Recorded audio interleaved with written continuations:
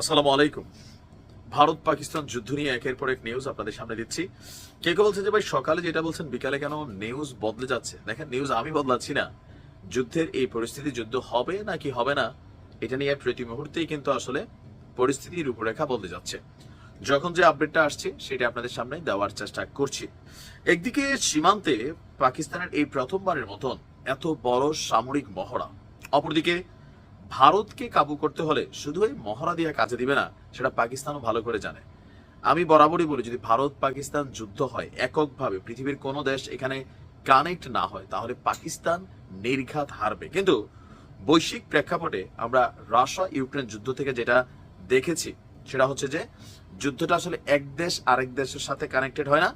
এখানে জিওপলিটিক্যালি যারা রাঘব বোয়াল আছে, যারা বিশ্বকে কন্ট্রোল করে, যারা অস্ত্র ব্যবসায়ী দেশগুলো আছে, তারা এই যুদ্ধের মধ্যে নিজেরা টেকনিক্যালি হিস্সা নিয়ে নেয়। আর এখন পাকিস্তানের গার্জিয়ান হিসাবে কে আছে? পাকিস্তানের গার্জিয়ান হিসাবে এই মুহূর্তে আছে শুধুমাত্র চীন। আমেরিকা মুখে মুখে যাই বলুক, তাদের পাল্লাটা কিন্তু ভারতের দিকেই ভারী। বিশেষ করে আমেরিকার যিনি গোয়েন্দা প্রধান আছেন তুলসী গ্যাবার্ড, তিনি স্পষ্ট বলে গেছেন যে তার অবস্থান ভারতের পক্ষে, ইসরায়েল ভারতের পক্ষে। তো এই অবস্থার মধ্যে পাকিস্তানের যে অভিভাবক হিসেবে আমরা যাকে ধরি চীন, চীন আসলে কি বলছে? দর্শক, গেল কয়েকদিন যাবৎ পাকিস্তান সবচেয়ে বেশি কমিউনিকেশন করছে চীনের সাথে। চীনের পররাষ্ট্রমন্ত্রী আপনার ওয়াং ই, তিনি কন্টিনিউ নজরদারি রাখছেন, পাকিস্তানের সাথে যোগাযোগ রাখছেন। এর মাঝখানে আপনার পাকিস্তানে নিযুক্ত চীনের কনসাল জেনারেল ঝাও শিরেন, তিনি আজকে দিয়েছেন আরেক বক্তব্য, যেটা পাকিস্তানের এই যুদ্ধ ক্ষেত্রের ইস্যুগুলোতে আমার মনে হয় যে সাহসের জায়গাটা একটু বাড়িয়েই দিল। পাকিস্তানের সংবাদ মাধ্যম দ্য নিউজ ইন্টারন্যাশনাল বলছে আজকে লাহোরে একটা বিশেষ বৈঠক হয়েছে, যেখানে এই আসন্ন যুদ্ধ সহ আরো যে পরিস্থিতিগুলো আছে সেই পরিস্থিতিতে চীনের ভূমিকা কি থাকবে তা নিয়ে তারা একটা কনফার্মেশন দিয়েছে। লাহোরে চীনের কনসাল জেনারেল ঝাও শিরেন বলছেন সব পরিস্থিতিতেই পাকিস্তানের পাশে চীন থাকবে। লাহোরে পাকিস্তান পিপলস পার্টির কেন্দ্রীয় পাঞ্জাব শাখার নেতাদের সঙ্গে এক উচ্চ পর্যায়ের বৈঠক হয়। বৈঠকটি অনুষ্ঠিত হয় পিপিপি কেন্দ্রীয় পাঞ্জাবের অর্থ সম্পাদক আহমদ জাওয়াদ রানারের বাসভবনে।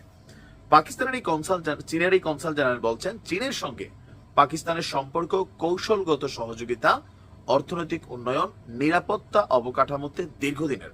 তার বক্তব্য যে স্পষ্টভাবে তিনি বলছেন চীন পাকিস্তানের সঙ্গে ছিল, আছে, ভবিষ্যতেও থাকবে, বিশেষ করে পাকিস্তানের নিরাপত্তা, কৌশলগত সহযোগিতা, অর্থনৈতিক উন্নয়নের ক্ষেত্রে। প্রায় 2.5 ঘন্টা ব্যাপী এই বৈঠক চলে। সেই বৈঠকে নানান বিষয়ে খোলামেলা আলোচনা হয়। ঝাও বলছেন চীন পাকিস্তানের বন্ধুত্বের শিকড় আপনার গভীরে গাথা। প্রত্যেক চীনা নাগরিক পাকিস্তানকে ভালোবাসে এবং পাকিস্তানিরাও চীনকে একই রকম ভাবে ভালোবাসে। আন্তর্জাতিক এবং আঞ্চলিক ভূ রাজনৈতিক পরিস্থিতি নিয়েও সেখানে খোলামেলা আলোচনা হয়েছে।